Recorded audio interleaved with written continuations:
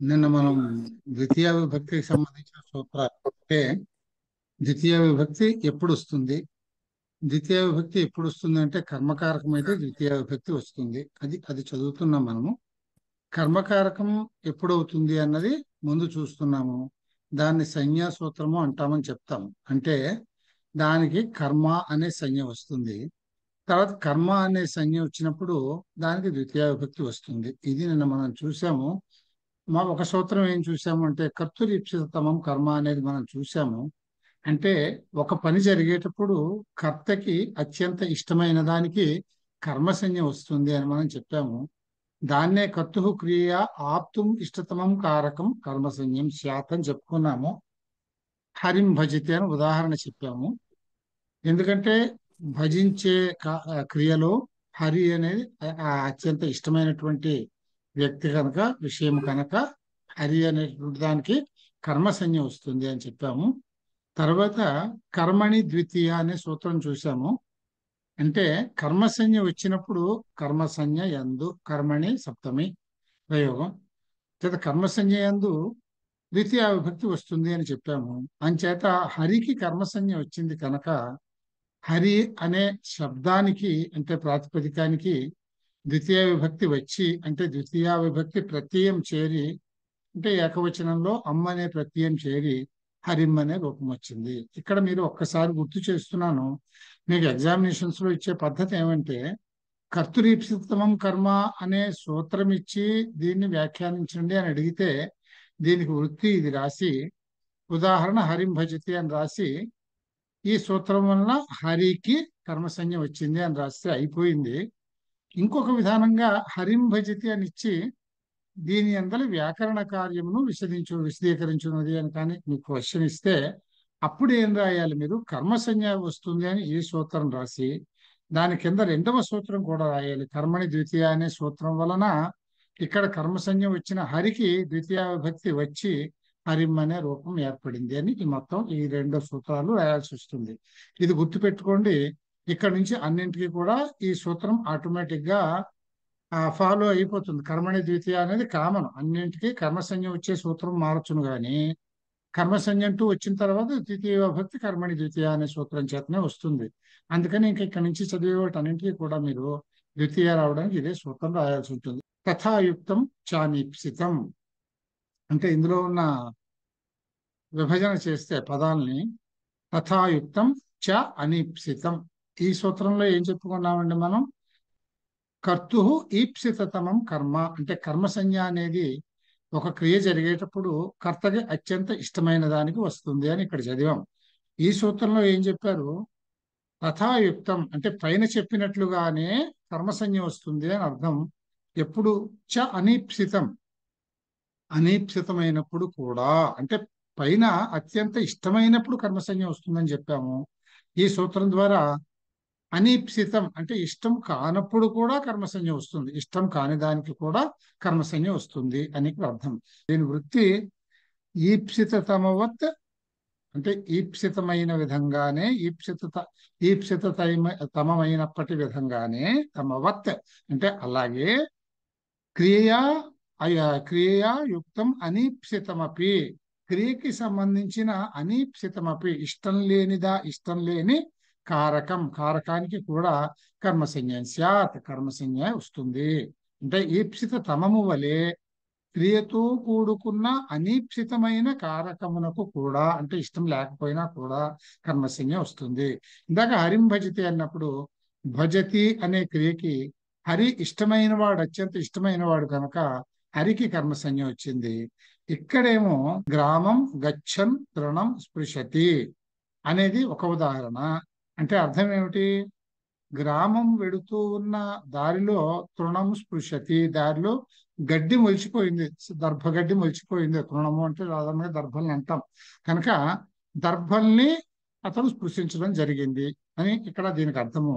స్పృశించడం, తృణాన్ని స్పృశించడం అయిష్టమైనప్పటికీ కూడా తృణ శబ్దానికి కర్మసంజ్ఞ వచ్చింది. వచ్చిన తర్వాత ఏమవుతుందండి?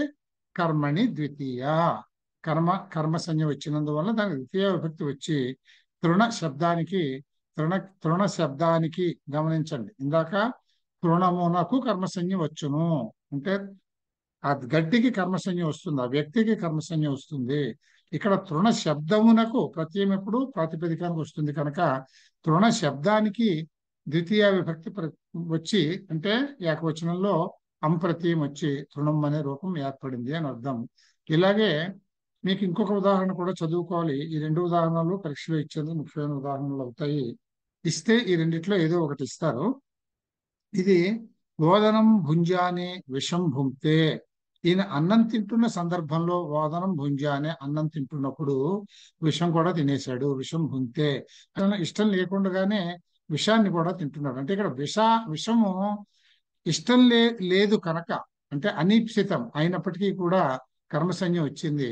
కర్మని ద్వితీయ అనే సూత్రం తోటి కర్మసంజ్ఞ వచ్చింది కనుక అంప్రత్యయం ద్వితీయ ఏకవచన ప్రత్యయం వచ్చి విష శబ్దానికి కూడా విషం అనే రూపం వచ్చింది అని చెప్పి రాయాలి ఇక్కడ. తథాయుక్తం చానీప్సితం అనే సూత్రం వలన తృణమునకు, అంటే ఇక్కడ ఈ ఉదాహరణ తీసుకుంటే విషమునకు, అంటే ఈ ఉదాహరణ తీసుకుంటే రెండు వేరు ఉదాహరణలు, కర్మసంజ్ఞ వచ్చింది. రెండో సూత్రం రాయాలి. కర్మని ద్వితీయ అనే సూత్రం వల్ల ఇక్కడ తృణ శబ్దానికి ఇక్కడ విష శబ్దానికి ద్వితీయ విభక్తి వచ్చి తృణం విషం అనే రూపాలు వచ్చాయి అని చెప్పి వ్రాయాలి. తర్వాత సూత్రం అకథితం చ. అకథితం అంటే చెప్పబడనప్పుడు. ఇప్పుడు గాం దోగ్ధి పయః అని చెప్పేసి ఒకటి ఉంది. అంటే ఆవుని పాలు పితుకుతున్నాడు, ఇది ప్రయోగం. ఆవు నుంచి పాలు పితకడం అంటే ఆవు నుంచి పాలు మనం విడదీసేస్తున్నాం కదా, ఆవు నుంచి పాలని వేరు చేస్తున్నాం. ఇక్కడ కూడా వియోగం ఉంది. ఈ వేరు చేసినప్పుడు ఏమో వాళ్ళు ఇక్కడ అపాదాన సంజ్ఞ వచ్చి మనకి ఆ పంచమి ప్రవర్తించాలి. అందుకనే ఆవు నుంచి, ఫ్రమ్ ది కౌ అని అంటాం. తెలుగులో కూడా పంచమియే వాడతాం మనం, ఆవు నుంచి పాలు పితుకుతున్నాడు అని. అంటే పంచమి రావాలి. కానీ ఇక్కడ మీరు పంచమి ప్రయోగం చేయదలుచుకోలేదు. ఆవు నుంచి పాలు విడదీస్తున్నాడు అని అనుకోం కదా. అలా అనుకోనప్పుడు, అలా అంటే విడదీయటము అనే క్రియగా దానిని చూడనప్పుడు అక్కడ పంచమి కాకుండా ద్వితీయ విభక్తి వస్తుంది అని చెప్పారు. అది దీని అర్థం. అకథితం చ. చ అంటే అర్థం ఏమిటంటే అకథితం చ. చ అంటే అర్థం ఏమిటి అని అంటే కర్మసంజ్ఞం స్యాత్ అని అర్థం అనమాట. అకథితమపి కర్మసంజ్ఞం స్యాత్. అకథితమైనప్పుడు కూడా కర్మసంజ్ఞ వస్తుంది. అది పైనుంచి అనువర్తనం చేసుకున్నది. అకథితమైనప్పుడు అని అంటే ఇప్పుడు వృత్తి చూడండి. అపాదానాది విశేషై అవివక్షితం కారకం కర్మసంజ్ఞం స్యాత్. అంటే ఇక్కడ కారకము అనే దానికి అపాదానము అనేటటువంటి పరిస్థితిని మీరు అన్వయం చేసుకున్నట్లయితే, అంటే వివక్షితం చేసినట్లయితే దానికి అపాదాన కారకం వచ్చి ఉండాలి. కానీ ఇక్కడ ఈ అపాదానం అనేటటువంటి విశేషాన్ని అవివక్షితం చేస్తున్నారు మీరు. అంటే మీరు దాన్ని కన్సిడర్ చేయట్లేదు, పంచమి పెట్టాలి అని అనుకోవట్లేదు మీరు. అది అనుకోనప్పుడు ఏమొస్తుంది? సంబంధం అయితే రావాలి, ఏదో విభక్తి రావాలి కదా. అందుకని అది ఒకవేళ మీరు అపాదాన కారకము అన్న విషయాన్ని మీరు అవివక్షితం చేస్తే, వివక్షితం చెయ్యకపోతే, అంటే కన్సిడర్ చెయ్యకపోతే అదే అకథితం అని. అంటే అకథితం చేసేటట్లయితే దానికి ఆ కారకానికి కర్మసంజ్ఞ వస్తుంది. అందుకని ఇక్కడ ఈ గౌ శబ్దానికి ఇక్కడ ఇక్కడ గౌ శబ్దానికి కర్మసంజ్ఞ వచ్చింది. కర్మసంజ్ఞ వచ్చినందువల్ల సూత్రం ఏమిటి? కర్మణి ద్వితీయ. అంటే కర్మసంజ్ఞ వచ్చిన దానికి ద్వితీయ విభక్తి వస్తుంది కనుక గో శబ్దానికి ద్వితీయ విభక్తి వచ్చి గాం అనే రూపం వచ్చింది అని చెప్తాం. ఇది ఒక ఉదాహరణ. ఇంకొక ఉదాహరణ బలిం యాచతే వసుధాం. ఇక్కడ కూడా అంతే. బలి నుంచి వసుధని, భూమిని తీసుకున్నాడు. ఇక్కడ కూడా విడిపడడం అనేది జరుగుతుంది. అయితే ఇక్కడ మనకి ఆ విడిపడము అనేటటువంటి అపాదాన కారకాన్ని మనం వివక్షితం చేయటం లేదు కనుక, అంటే అకథితం చేస్తున్నాం కనుక దీనికి బలి అనేటువంటి దానికి కర్మసంజ్ఞ వస్తుంది. బలికి కర్మసంజ్ఞ వచ్చి కర్మని ద్వితీయ వల్ల బలిం అనే రూపం వచ్చి బలిం యాచతే వసుధాం అని ఇక్కడ ప్రయోగం వస్తుంది. అలాగే మానవకం పంథానం పృచ్ఛతి. మానవకం అంటే ఓ బాలుడు అనుకోండి, బాలుణ్ణి దారి గురించి అడుగుతున్నాము. అపాదాన కారకాన్ని వివక్షితం చేయకుండా చేయడం మనం చేయాలని అనుకోవటం లేదు కనుక, అకథితం చేస్తున్నాం కనుక మానవక శబ్దానికి కర్మసంజ్ఞ వస్తుంది. కర్మసంజ్ఞ వచ్చినందువల్ల కర్మని ద్వితీయ అనే సూత్రంతో మానవకం అంటే ద్వితీయ విభక్తి ప్రత్యయం అంప్రత్యయం వచ్చి మానవకం అనేటటువంటి ప్రయోగం ఏర్పడింది. గతిబుద్ధి ప్రత్యవసానార్థ శబ్ద కర్మ కర్మాణం అణికర్తవు అణికర్త స నౌ అని దీని సూత్రం. ఇది విడదీస్తే ఏం లేదు. గతి అనేది ఒక శబ్దము, బుద్ధి ఒక శబ్దము, ప్రత్యవసాన అనేది ఒక శబ్దము, అర్ధ అనేది ఒక శబ్దము, తర్వాత శబ్ద కర్మ అకర్మ అనే కర్మ అకర్మ అనేది ఒకటి, అకర్మకాణం అంటే వీటికి అని అర్థం. అది షష్ఠి ప్రయోగం. అణికర్త, అణికర్త అణి అంటే ఏమిటో నేను చెప్తాను, అణికర్త అంటే ఏమిటో అర్థం నేను చెప్తాను. స నవ్ అనేటటువంటిది ఇక్కడ సూత్రం నవ్వు అవుతుంది అని. ఈ సూత్రానికి ఆ, అర్థం ఏమిటంటే ముందు ఈ చెప్పిన మాటలన్నీ కూడా గతి, గతి అంటే గమనం అండి, మూమెంట్ అనేది గతి అని అంటాము. తర్వాత బుద్ధి అది మనకి తెలుసును. ప్రత్యవసానము అంటే తినడం, ప్రత్యవసానం అంటే భోంచేయడం. అంటే గతి బుద్ధి ప్రత్యవసానము అనే అర్థాలు వచ్చేటటువంటి శబ్దాలని కర్మగా కలిగిన ధాతువులు. క్రియ ఉంటే ఒక కర్త ఉంటుంది, ఒక కర్మ ఉంటుంది. ఇక్కడ క్రియకి కర్మ ఏమిటి అని అంటే ఈ అర్థాలు వచ్చే ఏ శబ్దమైనా కానీ కర్మ అవ్వచ్చును. గతి లేక బుద్ధి లేక ప్రత్యవసానము అనే అర్థాలు వచ్చే ఏ శబ్దమైనా కర్మగా కలిగిన ధాతువులు అటువంటివి. అంటే అటువంటి ధాతు రూపాలు క్రియలు. అలాగే అకర్మక ధాతువులు అంటే అసలు కర్మ లేనటువంటి క్రియారూపాలు. వీటితో సంబంధం ఉన్నప్పుడు, వీటితో కూడి ఉన్నప్పుడు అన్యంతావస్థలో నీ ప్రత్యయం అంటే ప్రయోగంలో ఎలా వస్తుందంటే ఇప్పుడు నేను చెప్తాను చూడండి. పఠతి అనేది ఉంది. పఠతి అంటే సహ పఠతి, అతడు చదువుతున్నాడు. పఠతి అనేటటువంటిది డైరెక్ట్ గా క్రియారూపం, అది చదవటం అనేటటువంటిది. సహ పాఠయతి అన్నాను అనుకోండి నేను. సహ పాఠయతి అన్నప్పుడు అర్థం ఏమొస్తుందండి? అతను చదివింపజేస్తున్నాడు. ఇప్పుడు మీరు పఠతి అవుతారు, నేను పాఠయతి అవుతాను. నేను మిమ్మల్ని చదివింప చేస్తున్నాను. సహ పాఠయతి. ఏ ఈ పాఠయతి అని అన్నప్పుడు చూడండి, పఠతికి పాఠయతికి తేడా ఎక్కడ వచ్చింది? రెండు చోట్ల పఠ్ అనేది ధాతువు. పఠ్కి తింగ్ ప్రత్యయం చేరిస్తే పఠతి అని వచ్చేసింది. ఆ పఠ్కి తింగ్ ప్రత్యయానికి మధ్యలో నిత్య ప్రత్యయం చేరిస్తే, నిత్య ప్రత్యయం అంటే అయా అనేటటువంటి రూపం వస్తుంది. పఠ్ ప్లస్ అయా ప్లస్ తి, అప్పుడు పాఠయతి అయింది. ఈ అయా వచ్చినప్పుడు ఆది వృద్ధి అని అంటాము. పఠ కాస్త పా అవుతున్నాడు, పా అవుతుంది, పాఠయతి అని వస్తుంది. దీన్ని ఏమంటామంటే ప్రేరణార్థక ధాతు రూపము. ప్రేరణ, చదివింపజేస్తున్నాడు అంటే నేను మిమ్మల్ని ఇన్స్పైర్ చేస్తున్నాననే కదా చదువుకోవడానికి. చదువుకోవడము అంటే ఒక వ్యక్తి తనంతట తాను చేసేది. ఎవరైనా చదివింపజేస్తున్నారు అని అంటే ఎదురైనానికి చదువుకునేటందుకు ప్రేరణ ఇస్తున్నాడు అని అర్థం. దీన్ని ప్రేరణార్థక ప్రత్యయము అంటాం, నిత్య ప్రత్యయం. అంచేత ఇక్కడ రాస్తున్నది ఏమిటంటే అణి అని అంటే ఈ ప్రేరణార్థక ప్రత్యయం లేనప్పుడు, అంటే ఉదాహరణగా చెప్పుకోవాలంటే పఠతి అనే ప్రయోగం ఉన్నప్పుడు, అన్యంత అవస్థలో అంటే ప్రేరణార్థకం లేనప్పుడు కర్త ఏదైందో అది న్యంత అవస్థలో, అంటే ప్రేరణార్థకం వచ్చినప్పుడు, అంటే పాఠయతి అని వచ్చినప్పుడు, ఆ నీ అంటే నీ అనే ప్రత్యయం చేరినప్పుడు, అయా అనే శబ్దం మనకు కనపడినప్పుడు ఆ కర్త కర్మ అవస్థని పొందుతుంది. అంటే కర్మ సంజ్ఞని పొందుతుంది అని అర్థం.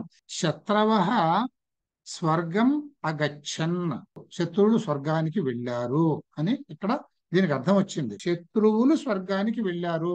ఇక్కడ శత్రువులు అనేది ఏమైందండి? కర్త అయింది, అంతే కదా. శత్రువులు అంటే ప్రథమ శబ్దం, అది శత్రవ అంటే అది బహువచనం, ప్రథమ బహువచన శబ్దం, అది శత్రు శబ్దానికి శత్రవ.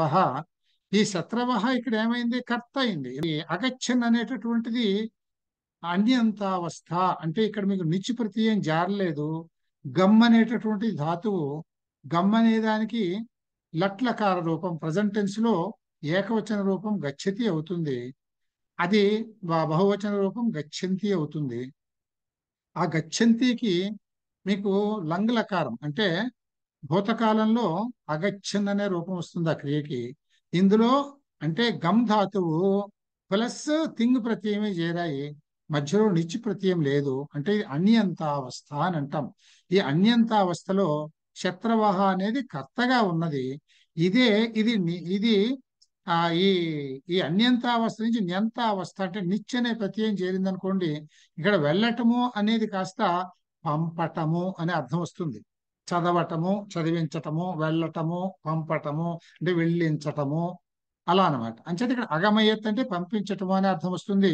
ఇక్కడ అయ్యా కనిపిస్తుంది మీకు నిచ్చు ప్రత్యయం. ఇకంటే గమ్ము ప్లస్ నిచ్చు ప్లస్ తింగ్ కలిపితే అగమయత్, అర్థం ఒకటే రెండింటికి. ఇది ప్రేరణార్థక ధాతువుని ఇక్కడ కలిపాము, మనం ప్రేరణార్థక ప్రత్యయాన్ని ఇక్కడ కలిపాము. ఇక్కడ ప్రేరణార్థక ప్రత్యయం లేదు. ఈ ప్రేరణార్థక ప్రత్యయం వచ్చినప్పుడు ఇక్కడ మనం తెలుగులోనే పంపారు, స్వర్గానికి పంపారు అన్నప్పుడు ఏం చేస్తామండి? శత్రువులు స్వర్గానికి పంపారు అన్నాం కదా. శత్రువులన్నీ స్వర్గానికి పంపారు, వాళ్లే వెళ్ళారు అన్నప్పుడు శత్రువులు స్వర్గానికి వెళ్ళారు. అక్కడ ఆ శత్రు శబ్దము కర్త అయింది. అదే మీరు నిచ్ ప్రత్యయం చేసి న్యంతావస్థ నిజంతావస్థలోకి మార్చినప్పుడు పంపారు అని చెప్పాల్సి వచ్చినప్పుడు అదే కర్తని కర్మని చేసేస్తాం. అంటే పంపించడం అంటే వాడు కర్మ అయిపోయాడు. అక్కడ కర్త కాస్త ఇక్కడ కర్మ అయిపోయాడు.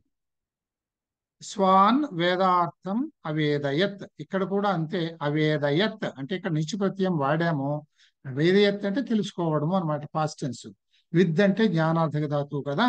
అవేదయత్ అంటే తెలుసుకొనెను అని అర్థం. తెలుసుకొనెను. స్వాన్ వేదార్థం, వేదాల అర్థాన్ని స్వతంత్రంగా స్వయంగా తెలుసుకున్నాడు. ఇక్కడ స్వయం అనే శబ్దానికి స్వాన్ అనేటటువంటి కర్మరూపం వాడాము. అంటే ఇక్కడ కూడా కర్మ వచ్చింది, కర్మ సంజ్ఞ వచ్చింది. హృక్ర రన్యతరస్యాం అంటే హృ కృ అన్యతరస్యాం అని విడదీసుకోవాలి. హృ అనేది ఒక ధాతువు, కృ అనేది ఒక ధాతువు. హృ ధాతువు అంటే మీకు తెలుసును, హరతి చంపేయడం, హరతి అంటే హరించడం అనేది హృ ధాతువు నుంచి వచ్చింది. కృ ధాతువు కరోతి మీకు తెలిసినదే. ఈ హృ కృ అనే ధాతువులు రెండును అన్యతరస్యాం, మీరు ఒకటే గుర్తుపెట్టుకోండి. సూత్రాల్లో ఎప్పుడైనా కానీ అన్యతరస్యాం అంటే అర్థం వికల్పము అని అర్థం. వికల్పముగా వచ్చును. ఏం వస్తుంది ఇక్కడ వికల్పంగా వచ్చేటప్పటికి ఏం వస్తుంది? మనం చదువుతున్నది కర్మసంజ్ఞ గురించి కనుక కర్మసంజ్ఞ వికల్పంగా వస్తుంది. అంటే రుకోరన్యతరస్యాం అంటే హృకోహో అన్యతరస్యాం, హృకోహో కర్మసంజ్ఞం అన్యతరస్యాం అని అర్థం. అంటే హృ కృ ధాతువులకి కూడా, అంటే ధాతువులతో కూడి ఉన్నప్పుడు కూడా కర్మసంజ్ఞ వికల్పంగా వస్తుంది. అన్యతరస్యాం అంటే వికల్పము. వికల్పంగా రావడము అంటే మీరు పెడితే పెట్టచ్చు, కర్మసంజ్ఞ ఇవ్వచ్చును, లేదు ఇవ్వకపోవచ్చును. అది మీకు ఆప్షన్, మీ చాయిస్ అనమాట. హారయతి కారయతి వా అంటే అర్థం ఏమిటంటే ఏదో ఒక వరకు కన్సిడర్ చేసుకుని ఒక వాక్యం చేసుకోండి. హారయతి అనేది ఒకటి, కారయతి అనేది ఒకటి. అలాగే భృత్యం భృత్యేన వా అంటే అది భృత్యం కావచ్చును లేదా భృత్యేన కావచ్చును. అంటే నేను ఒక సెంటెన్స్ విడదీసి మీకు చూపిస్తాను చూడండి. కారయతి భృత్యం కటం అంటే భృత్యుడు అంటే సేవకుడి చేత కటం కారయతి, కటం అంటే చాప, మ్యాట్, ఒక చాపని తెప్పించుకునేలాగా చేసాం. మనం చేసాం. కారయతి అంటే మనం వాడిని చేసాం, వాడిని ప్రేరేపించాం చాపను తీసుకుని వచ్చేలాగా. అందుకని భృత్యుణ్ణి ఇక్కడ ఏం చేసాం మనం? ఈ ప్రేరణార్థక ప్రత్యయం చేశాం కనుక ఏం రావాలి మనకి? ఇక్కడ ద్వితీయ రావాలి. ద్వితీయ వచ్చింది కనుక భృత్య శబ్దానికి భృత్యం అనే ప్రయోగం వచ్చింది. భృత్యం కటం కారయతి, భృత్యుణ్ణి చాపని తీసుకువచ్చేలాగా చేశాము. ఇక్కడ ఏం చెప్పాము? అన్యతరస్యాం. మీరు అక్కడ ద్వితీయ అనేటటువంటిది ఇస్తే ఇవ్వచ్చును, లేకపోతే ఇవ్వకపోవచ్చును. ఇవ్వకపోతే ఏమవుతుంది? ఏ విభక్తి వస్తుంది అని అంటే భృత్యుడి చేత చాప తెప్పించుకున్నాము అంటాం. చేత అంటే ఏమైంది? తృతీయ అయింది. అంచేత భృత్యేనా అనే ప్రయోగం వస్తుంది. అంచేత కారయతి భృత్యం కటం, లేకపోతే కారయతి భృత్యేన కటం, రెండు రైటే. ద్వితీయ పెడితే మీకు భృత్యం అనే రూపం వస్తుంది. ద్వితీయ పెట్టకపోతే మామూలుగా అతని చేత తీసుకురాబడింది అని అంటాం కనుక చేత అనే తృతీయ కనుక భృత్యేన అనే ప్రయోగం వచ్చింది. అంచేత ఇక్కడ హృ హృ ధాతువులతో అనే ధాతువులతో వచ్చినటువంటి క్రియారూపాలతో వాడినప్పుడు దానికి ఈ పైన చెప్పినవన్నీ మనం ఇక్కడ అడాప్ట్ చేసుకోవాలి. అన్యంతావస్థ, న్యంతావస్థ, కర్మసంజ్ఞ. పైన సూత్రంలో ఏం చెప్పాము మనం? వీటిల్లో మీరు ఇక్కడ జాగ్రత్తగా చూడండి. కర్మని అకర్త స నవ్వు. ఇక్కడ ఈ అన్యంతావస్థ నుంచి న్యంతావస్థకి మారినప్పుడు కర్త కర్మ అవుతుంది అని చెప్పాం. ఇక్కడ ఆప్షన్ లేదు, అయి తీరుతుంది అంతే. ఇక్కడ ఏం చేశాము? ఇక్కడ కూడా అన్యంతావస్థలో నుంచి న్యంతావస్థలోకి వచ్చినప్పుడు ఆ కర్త కర్మగా అయితే అవుతుంది, లేకపోతే లేదు. అది అన్యతరస్యం అంటే. అయితే కర్మగా మారితే కారయతి భృత్యం కటం అని అంటాము. మారలేదు అని అనుకుంటే కారయతి భృత్యేన కటం అని అంటాం. ఈ రెండు కూడా రైట్ ప్రయోగాలే అవుతాయి ఈ సూత్రం ప్రకారం. తర్వాత సూత్రం అధి సీంగ్ స్థాసాం కర్మ. అధి అనేటటువంటి ఉపసర్గని కలిగి ఉన్నప్పుడు, అధి అనేది ఉపసర్గంలోకి వస్తుంది. మనం 22 ఉపసర్గాలు చెప్పుకున్నాం కదా.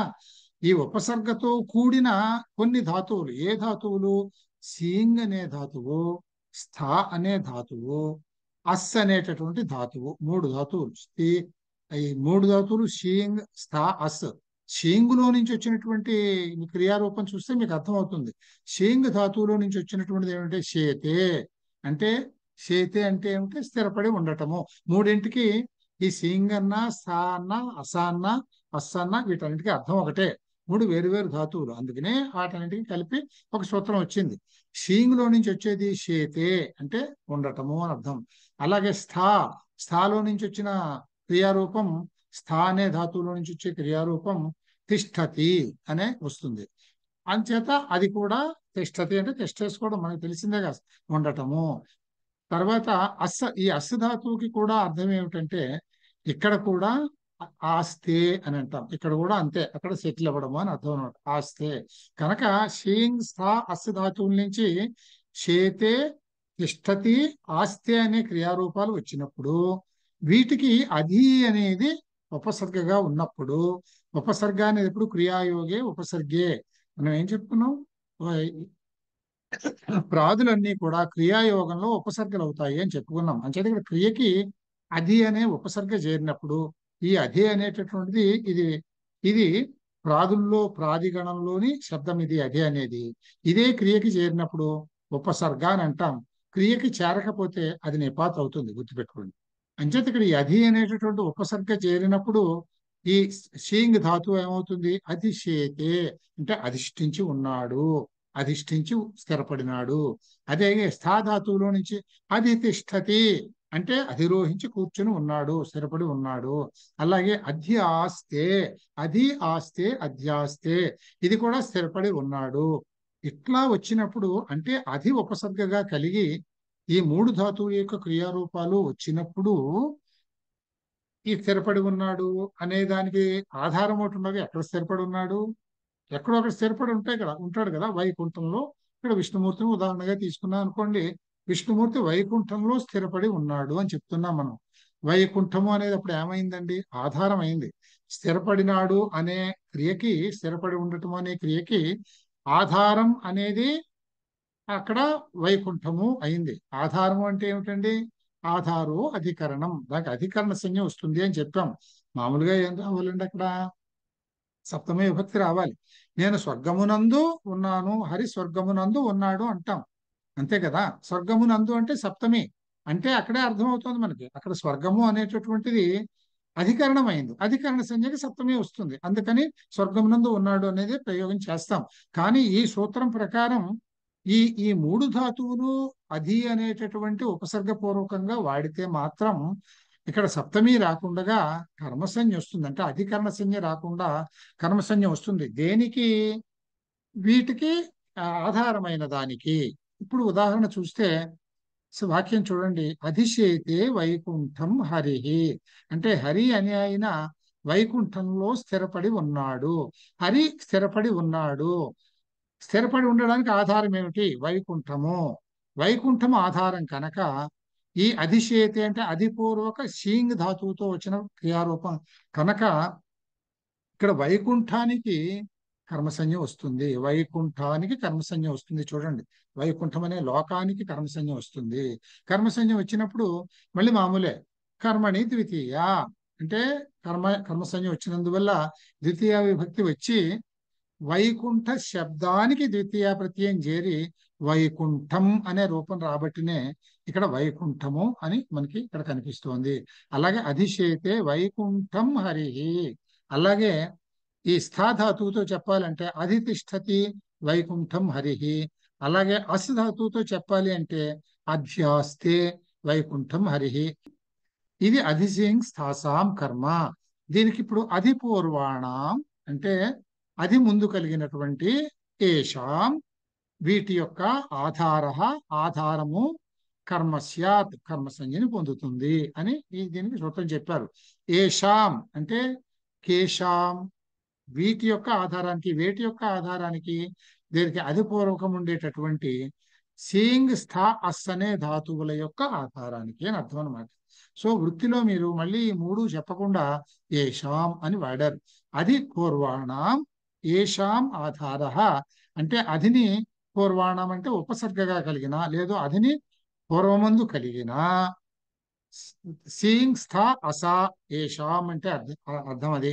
సీయింగ్ సా అస అనే ధాతువులకి అంటే ఆ క్రియలకి ఆధార ఆధారం ఏదైతే ఉందో దానికి కర్మస్యాత్ కర్మసంజ్ఞ వస్తుంది.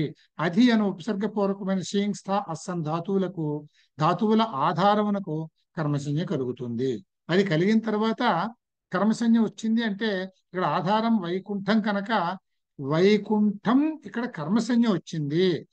కర్మసంజ్ఞ వస్తే వైకుంఠం అనే అది ఎందుకు వచ్చింది అని అంటే కర్మణి ద్వితీయ కర్మసంజ్ఞ వచ్చింది కనుక ద్వితీయ విభక్తిని పెట్టి అంప్రత్యయాన్ని దానికి కలిపితే ఆ వైకుంఠ శబ్దము వైకుంఠం అనేటటువంటి పదం అయింది. అభి నివిశశ్చ అని ఉంది అంటే అభి అనేది ఒక ఉపసర్గ, పైన అధి అన్నామే అలాగే ఇక్కడ అభి అనే ఉపసర్గని చెప్పారు. అలాగే ఇంకొకటి నీ అనే ఉపసర్గను కూడా చెప్పారు. ఈ అభి నీ అనే ఉపసర్గలతో కూడిన విష్, ఇక్కడ విష్ అనే ధాతు, విష్ అంటే ప్రవేశించడం, ప్రవిశతి అంటాం కదా, విష్ అంటే ప్రవేశించడం అనేది దాని అర్థం అనమాట ధాతువు. అభి నీ అనేవి ఉపసర్గలుగా కలిగిన విశ్వ ధాతువుల ఆధారానికి కూడా కర్మసంజ్ఞ వస్తుంది. ఇక్కడ అది అధి అనేటటువంటిది ఇక్కడ ఒకటే చెప్పాము. అధి అనే ఉపసర్గ కలిగిన మూడు ధాతువులు చెప్పాము. వాటికి ఆధారమైన దానికి కర్మసంజ్ఞ వస్తుందని ఎక్కడ చెప్పాము. ఇక్కడ ఈ సూత్రంలో ఏం చెప్పాము అంటే అభి నీ అనే రెండు ఉపసర్గల్ని కలిగి ఉన్న ఒక ధాతువు విష్ అనే ధాతువు ఆధారానికి కర్మసంజ్ఞ వస్తుంది. ఉదాహరణకి అభినివిశతే సన్మార్గం. అభినివిశతే అంటే అభి అనేది ఒక ఉపసర్గ, నీ అనేది ఒక ఉపసర్గ. ఈ రెండు ఉపసర్గలతోటి విష్ అనేది కూడి ఉన్నది. విశతే అభినివిశతే అంటే ప్రవేశించాడు అని అర్థం. అభినివిశతే ప్రవేశించాడు, సన్మార్గం మంచి మార్గంలోకి ప్రవేశించాడు అని చెప్పాం. ఇక్కడ అభిని అనే ఉపసర్గలతో కూడిన విశ్వధాతు ప్రయోగం జరిగింది కనుక ఇక్కడ మార్గ శబ్దానికి సన్మార్గం అంటే సత్ అనేటటువంటిది ఇంకా దానికి విశేషం అనుకోండి, కొన్ని సన్మార్గము అనొచ్చు. సన్మార్గానికి కర్మసంజ్ఞ వచ్చింది. కర్మసంజ్ఞ వచ్చిన తర్వాత ఆటోమేటిక్ గా కర్మని ద్వితీయ ప్రకారం దానికి ద్వితీయ విభక్తి వచ్చి సన్మార్గం అనే రూపం ఏర్పాటైంది అని రాయాలి. తర్వాత ఉప అనువధ్యాంగ్ వసహ. ఉప అను అధి ఆంగ్ అనే ధాతువులు పూర్వమందు కలిగిన వసధాతువునకు ఆధారమైన దానికి కర్మసంజ్ఞ వచ్చును అని సూత్రం. ఉదాహరణకి వస్ అనే ధాతువు చెప్పారు కనుక వస్సులో నుంచి వచ్చేటటువంటిది వసతి అనేది మనకు క్రియారూపం.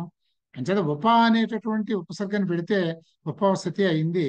అను అనే ఉపసర్గను పెడితే అనువసతి అయింది. అధి అనే ఉపసర్గను పెడితే అధివసతి అయింది. ఆంగ్ అనే ఉపసర్గను పెడితే ఆ వసతి. ఆంగ్ అనేది ఉపసర్గ అండి, వాడుకలో ఎప్పుడు కూడా ఒక ఆ ఒకటే కనిపిస్తుంది, ఇంగ్ అనేది కనిపించదు. అంచేత ఆ వసతి. అంచేత దీనికి అర్థం ఏంటంటే ఉపవసతి, అనువసతి, అధివసతి, ఆ వసతి ఇందులో ఏదైనా కానీ ఉన్నప్పుడు కామన్ మాట వాక్యంలో వైకుంఠం హరిహి అంటే ఉపవసతి వైకుంఠం హరిహి, అనువసతి వైకుంఠం హరిహి, అధివసతి వైకుంఠం హరిహి, ఆవసతి వైకుంఠం హరిహి. ఇవన్నీ కూడా వసుధాతువులో వచ్చిన క్రియారూపాలు. వీటికి ముందు ఉపసర్గలు ఉన్నాయి. ఆ ఉపసర్గలు ఈ 4 గంటల్లో ఏదైనా కావచ్చు. ఉప అను అధి ఆంగ్ అనేటువంటిది ఏదైనా కావచ్చును. వీటికి ఆధారమైనటువంటిది అంటే ఈయన ఉన్నాడు, హరిగారు ఉన్నాడు. ఈయన ఉండడానికి ఆధారమైనటువంటిది అంటే వైకుంఠ లోకం కనుక ఆ వైకుంఠానికి కర్మసంజ్ఞ వచ్చింది అని సూత్రం చెప్పింది.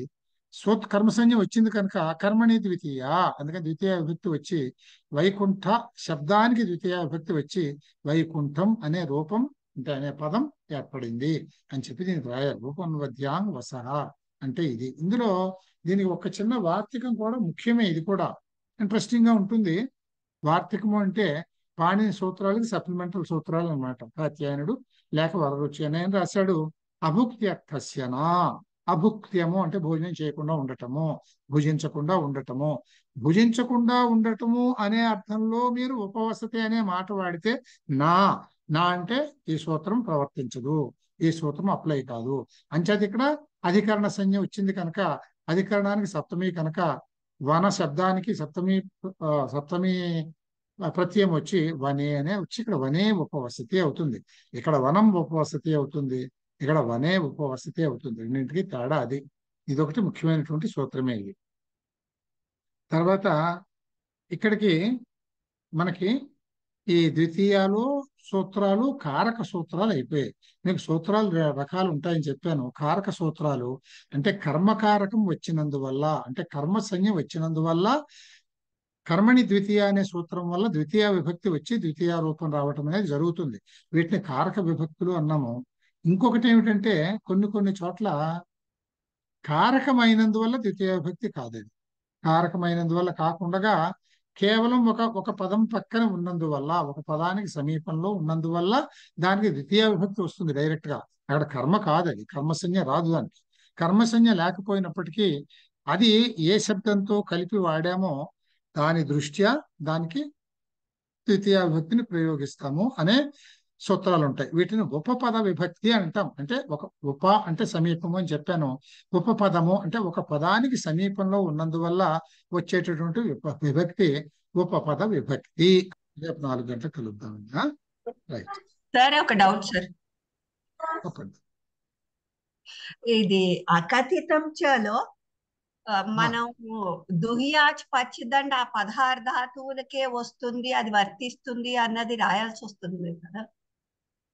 దుహియాచు పచ్చి మొదలైన అని రాస్తే సరిపోతుంది. ఎలాగో 16 ధాతువులు గుర్తుపెట్టుకుని రాయలేదు మీరు.